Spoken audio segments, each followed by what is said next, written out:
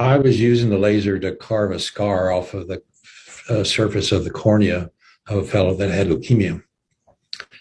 Well, as I was carving the scar off, it released the viruses from his cornea, went up through my mask into my nose and into my brain, and I developed encephalitis. I not had a root canal in the tooth that's in the circuit that provides power for the brain, particularly the frontal lobes of the brain. That voltage was low in that part of my brain, which allowed the virus to have its way with me. Got extreme fatigue. I got to where I could see a patient and know what was wrong with them, but I couldn't remember how to write a prescription. And I also developed spastic movements, so I would be sitting there and do something like that, which doesn't work really well if you're operating inside of an eyeball. Went to the best doctors I could find, the NIH. I went to the head of corneal immunology in Boston, and they all said, well, you have 3 viruses in your brain. Good luck. We don't know what to do about it, so don't call us. We'll call you. I'm sleeping 16 hours a day for approximately 7 years. And during the day, I had 2 or 3 hours a day in which I could understand a newspaper, and then like a light switch would go off and I couldn't understand it anymore.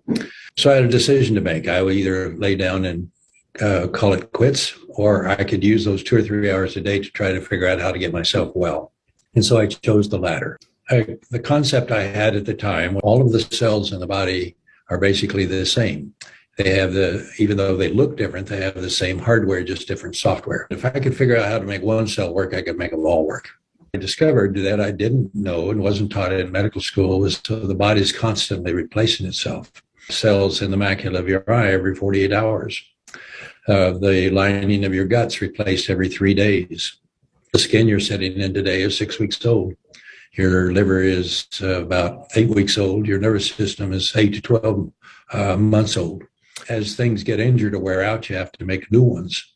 Cells have to run in a pH of 7.35 to 7.45. And to read about pH, I discovered that pH is simply the measurement of voltage in a liquid. Voltage in a liquid. Conductive voltage, you're talking about electrons moving through a wire, and the switch is either on or off. But when you're talking about voltage in a liquid, it can either be an electron donor or an electron stealer.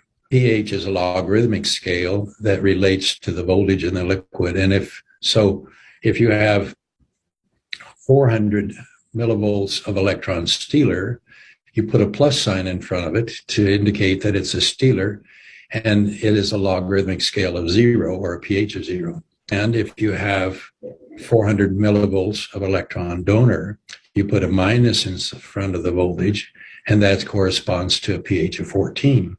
And of course, a pH of 0 is neutral. It's neither electron donor or electron stealer. When you convert that, what it tells you is that cells have to run between minus 20 to minus 25 millivolts of electron donor.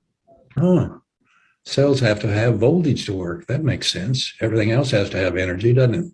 A pH meter is a sophisticated voltmeter designed for measuring voltage in a liquid, and it has a switch on it.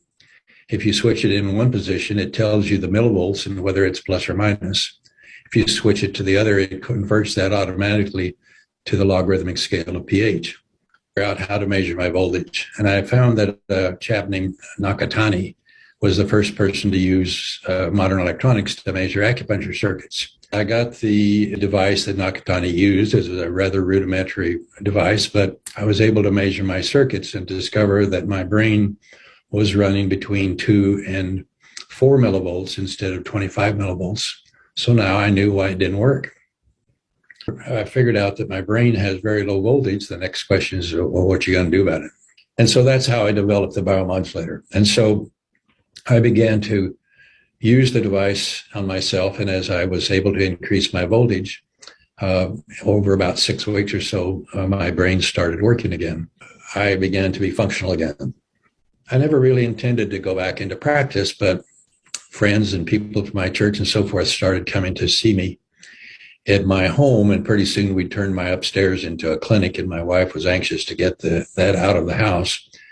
So I rented a room from a chiropractor, then 2 rooms, and then the clinic next door, and here we are 25 years later. We get sick when we lose the ability to make new cells that work, to replace those that are worn out or have been damaged.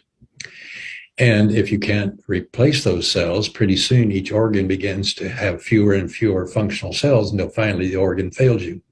So if you're going to recover from any chronic disease, you have to address voltage and the ability to make new cells.